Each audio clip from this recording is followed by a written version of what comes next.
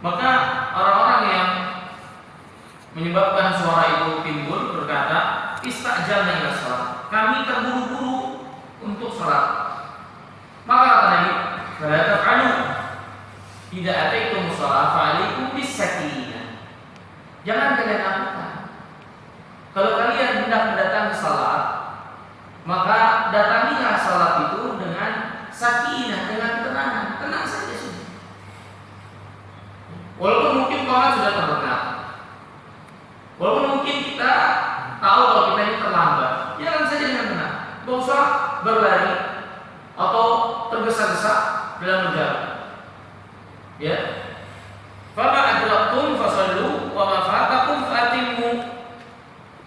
Apa yang kalian dapatkan, maka kalian sholat bersama imam dalam keadaan seperti itu, dan yang kurang tinggal kalian tambahkan.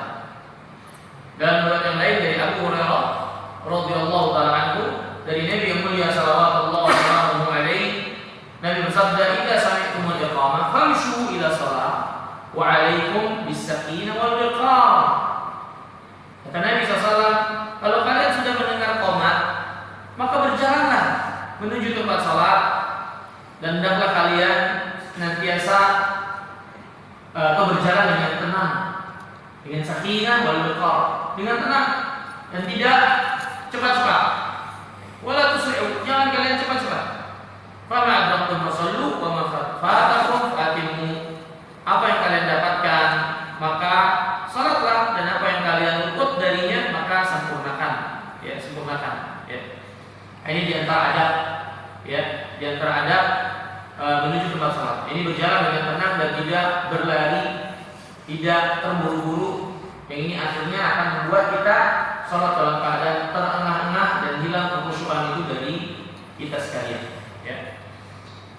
Kemudian hadirin yang dimuliakan oleh Allah Subhanahu wa taala, di antara adab dalam salat, ya, adamu at-tashbih al-asabi'. Yani tidak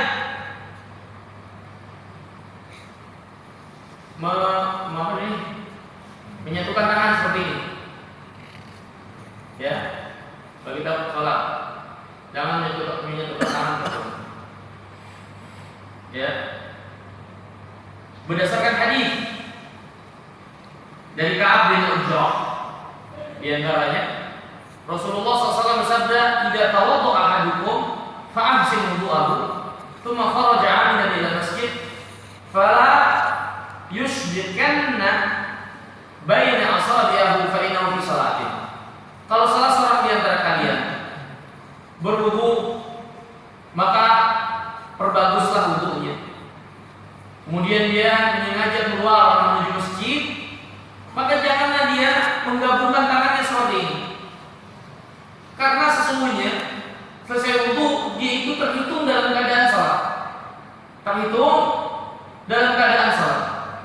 Walaupun dia belum salat, belum sampai masjid, tapi semenjak wudunya yang dia lakukan di rumah dalam rangka untuk melaksanakan salat, maka sejak itu dia sudah terhitung dalam keadaan salat.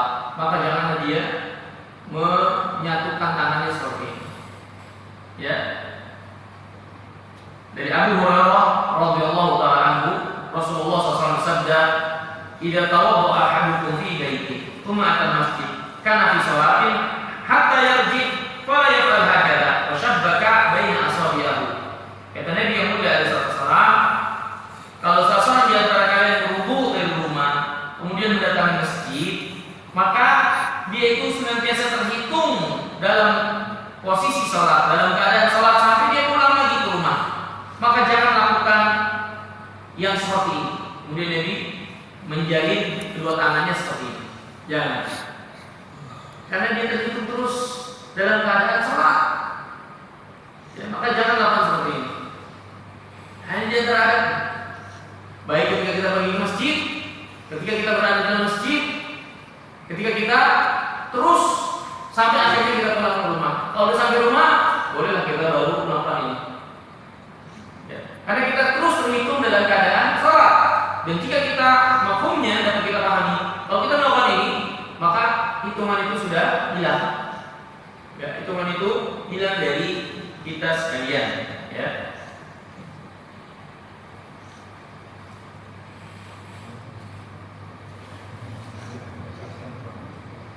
Ya.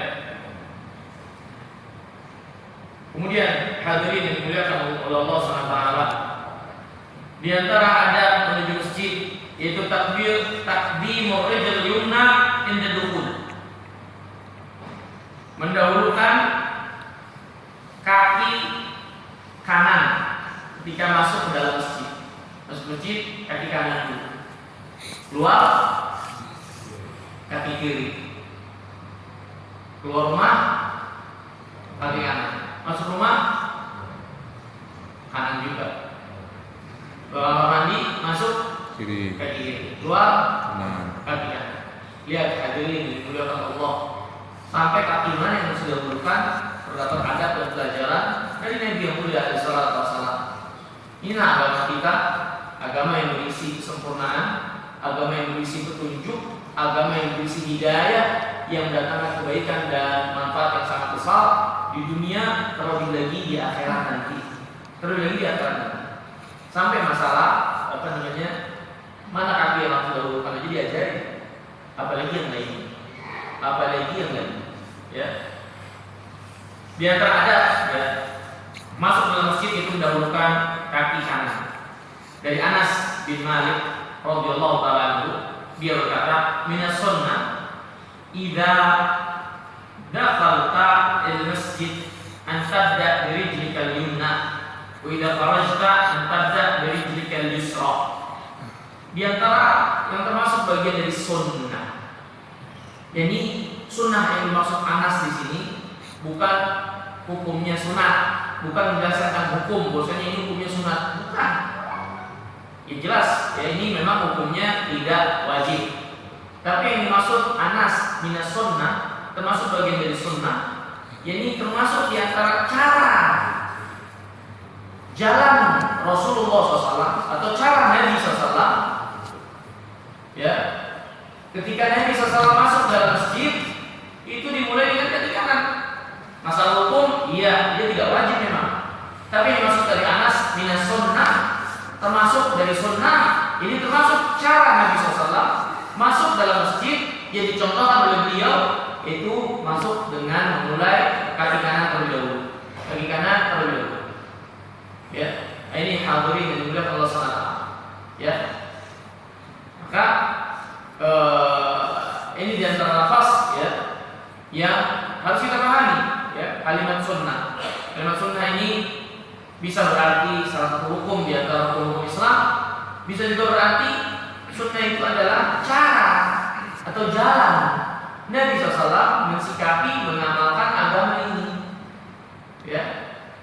Dan di antara sunnah Nabi SAW, yakni cara Rasulullah SAW di dalam masuk dalam masjid, maka Nabi SAW mulai dengan kaki kanan. Dan kalau keluar, maka keluar dimulai dengan kaki kiri, ya, kaki kiri. Nah, ini di antara adabnya. Kemudian hadirin yang dirahmati dan dimuliakan Allah SWT, Imam Ibnu Al-Lan berkata, kenapa kaki kanan masuk, kenapa keluar kaki kiri? Kata Imam Ibnu Al-Lan, khassatil yumna bidukhul li syarafi. Kaki kanan yang kita lakukan ketika masuk dalam masjid ini dikarenakan kemuliaan masjid itu, untuk memuliakan masjid dan kemuliaan masjid. Wal yusra bil khuruj bil asya, dan khuruj nasabu bil masjid laysa katuhu. Dan kenapa keluar dengan kaki kiri? Karena yang namanya kita keluar dari masjid tapi kurang atau dari tempat yang penuh barokah, keluar ke tempat yang kurang barokahnya dari masjid. Ya. Keluar dari masjid berarti keluar dari keberkahan yang sangat banyak. Ya. Maka ini ada, ya, ada untuk sesuatu yang sifatnya keberkahan, yang sifatnya kebaikan, maka dimulai dengan kanan. Untuk sesuatu yang sifatnya adalah bukan kemuliaan, maka dimulai dengan kiri. Ini diantara adab.